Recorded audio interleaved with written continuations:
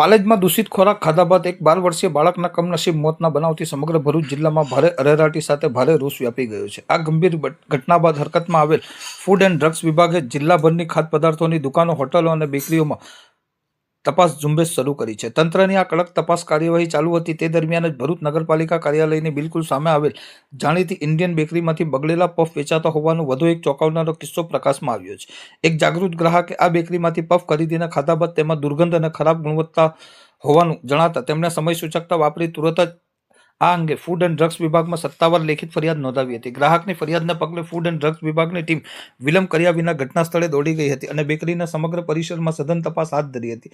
અધિકારીઓએ સ્થળ પરથી આશંકાસ્પદ અને બગડેલા પફનો જથ્થો કબજો કરી તેને માનવ આરોગ્યના હિતમાં સ્થળ પર જ નાશ કરાવ્યો હતો તેમજ આગળની વૈજ્ઞાનિક ચકાસણી માટે પફના સેમ્પલ લઈને લેબોરેટરીમાં મોકલી આપ્યા હતા। આ સાથે જ નિયમોના ઉલ્લંઘન બદલ બેકરી સંચાલકને કારણદર્શક નોટિસ ફટકારીને તાત્કાલિક ધોરણે દુકાન બંધ કરવાની કડક સજાત્મક કાર્યવાહી કરવામાં આવી હતી। પાલેજની કરુણાંતિકા બાદ શહેરમાં જ સરકારી કચેરીની સામે જ આવી ગુણવત્તાવાહીન ખાદ્ય સામગ્રી વેચાતી હોવાથી વેપારીઓની બેદરકારી અને આરોગ્ય તંત્રની ભૂતકાળની કામગીરી સામે અનેક સવાલો ઊભા થયા છે। હાલ તો લેબોરેટરીમાંથી સેમ્પલના રિપોર્ટ આવ્યા બાદ તંત્ર દ્વારા બેકરી સંચાલક સામે વધુ શું કાયદેસરના કડક પગલાં લેવાય છે તેના પર સમગ્ર ભરૂચ શહેરની નજર મંડાયેલી છે।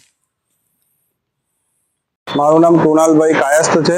હું 4:15 ગાળામાં આપણે ઇન્ડિયન બેકરી પર પફ ખાવા આવેલો હતો અને પફ ખાતા મેં જોયું કે અંદર કંઈક કાળું છે અને પછી એ જોયું તો એ સડેલું બટાકું હતું, જેથી મેં દુકાનદારને કીધું, પરંતુ તે લોકો ખાલી બદલી આપીશું એમ કરીને છૂટા થઈ જવાની વાત કરતા હતા, જેથી મેં ફૂડ એન્ડ સેફ્ટી ઓફિસરને બોલાવેલા અને અત્યારે એ સ્થળ પર આવી ગયેલ છે અને તેઓએ સેમ્પલ પફના લીધેલ છે અને આગળની કાર્યવાહી શરૂ કરેલ છે।